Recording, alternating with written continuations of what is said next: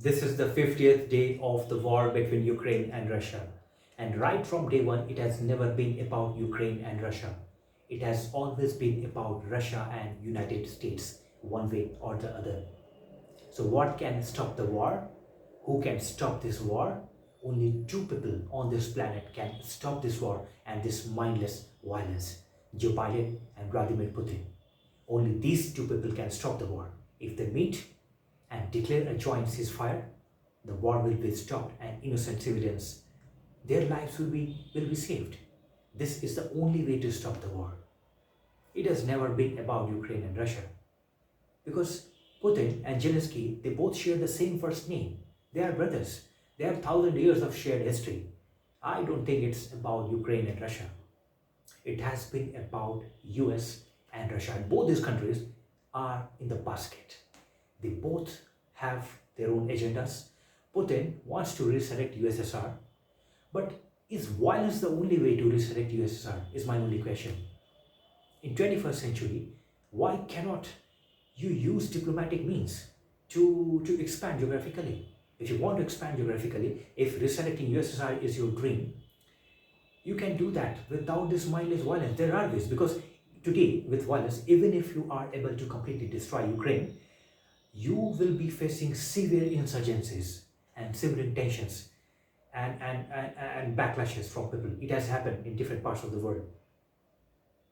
So it will go on for decades. So again, it's not going to give you a very stable USSR.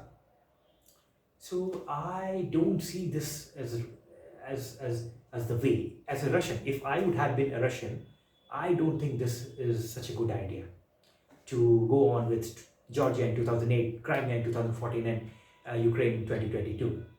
This is about Russia. What about United States? United States is the reason behind this war.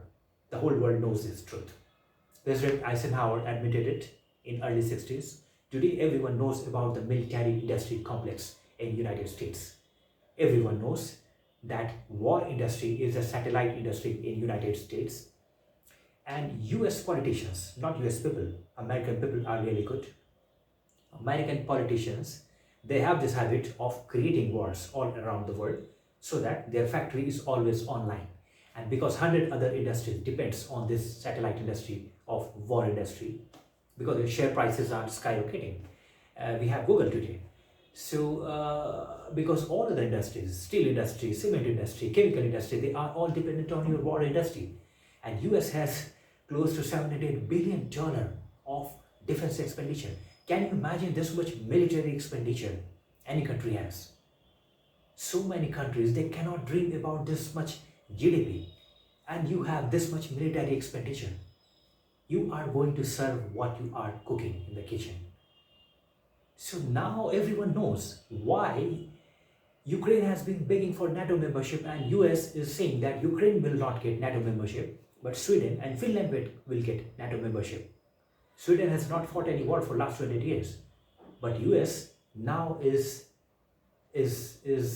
trying to persuade Sweden to become yet another collateral damage, so that its own agenda is being served. So Finland has 1,300 kilometers of geographical border with Russia. They have fought 2 wars with Russia before signing Friendship Treaty in 1948. They have come out of Russia in 1970. And if Finland and Sweden get NATO membership, it will mean 2 things. One, the military industry complex will win again, because US doesn't fight any war alone. This will not help the military industry complex. NATO industries, if they fight together, because US fights every war with NATO countries, it did in Gulf War I in 1990, because when more countries fight together, more weapons are sold, and this helps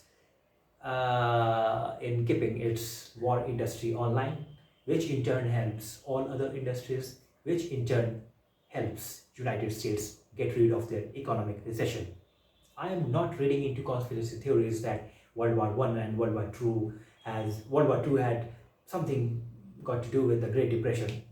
I'm not reading into those theories. I'm not even reading into these conspiracy theories that Pearl Harbor attack was a self-inflicted attack carefully concocted by US politicians. I'm not saying anything about 9/11. I don't believe they are true. There is a Michael Moore's documentary we all have seen, but I don't believe they are true because I don't know what is the truth. I know one thing, that is something which everyone knows today, that military industry complex exists and they thrive in United States now more than ever.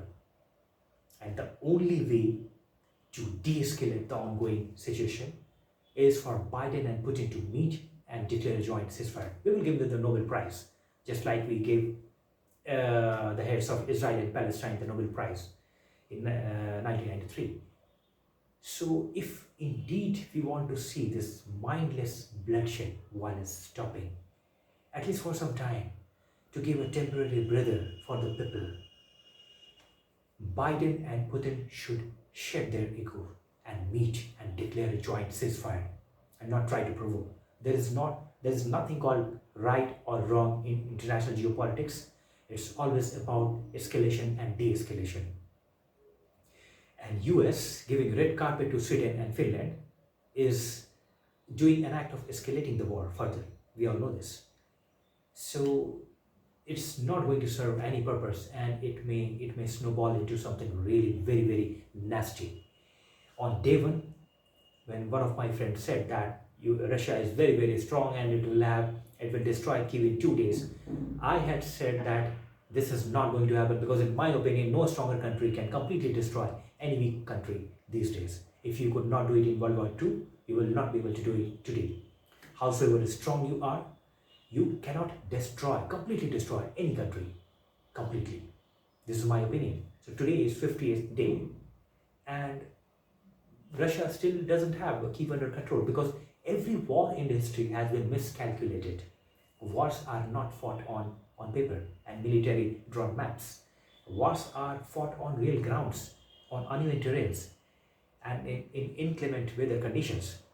So I don't see this war getting wrapped up tonight or tomorrow. This is going to be a prolonged, protracted war, and who is going to benefit the most out of it? Unfortunately, this military industry complex in United States, which President Eisenhower admitted, they are going to benefit the most out of it.